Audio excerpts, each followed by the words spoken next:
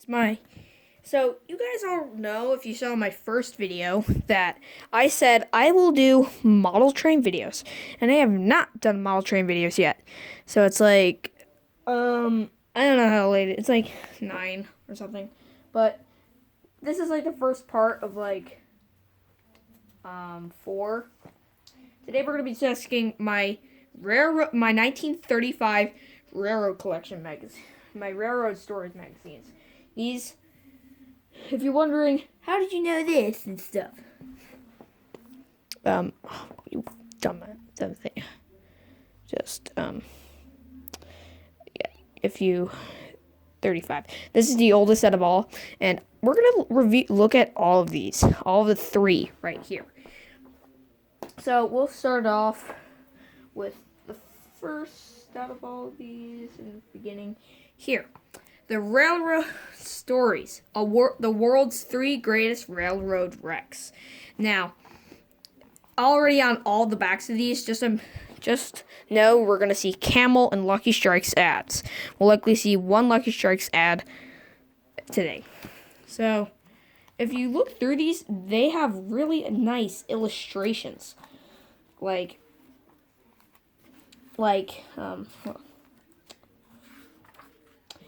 the beginner's luck. Look at the illustrations on these. These are really cool. So this is the Christmas tests chapter. Some engine you can find like old engines that don't exist anymore in here. Northern Pacific, no bill. Like this one. Old on the old New Haven, number 1210 of 440. That's pretty cool. And leaf tobacco. Experts agree. Get a lift with Try it out. Camel clusters tobaccos never got get on your nerves. This would never exist today, but this was 1935 during the Great Depression. So, whatever. Next is February 1935. Now, this one's I would review one every month, but that would be weird. So, here's one for, I guess, this month. Railroad stories, number 2, well, not number 2, this one of year. Fiction, fact, articles, pictures. The Silver Cross. The Silver Cross is called. And just looking at the artwork on the front, that is pretty cool.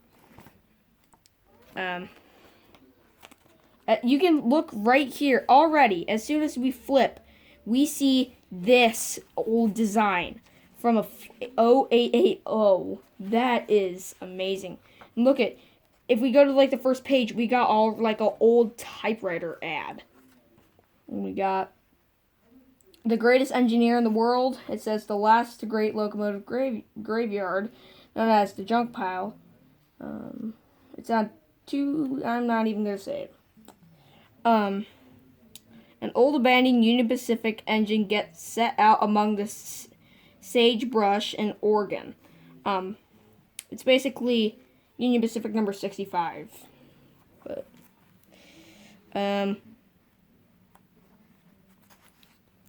okay, that's pretty cool. So that's the Silver Cross. Here we got the Silver Cross story, which you see on the front. Oh my god, that's so cool. We got old models right here in the front. Southern Pacific number 613 and SPRR, Southern Pacific Railroads number 4 right here. That's pretty cool. And again, got a Camel ad. It says, Camel cluster tobaccos never gets on your nerves.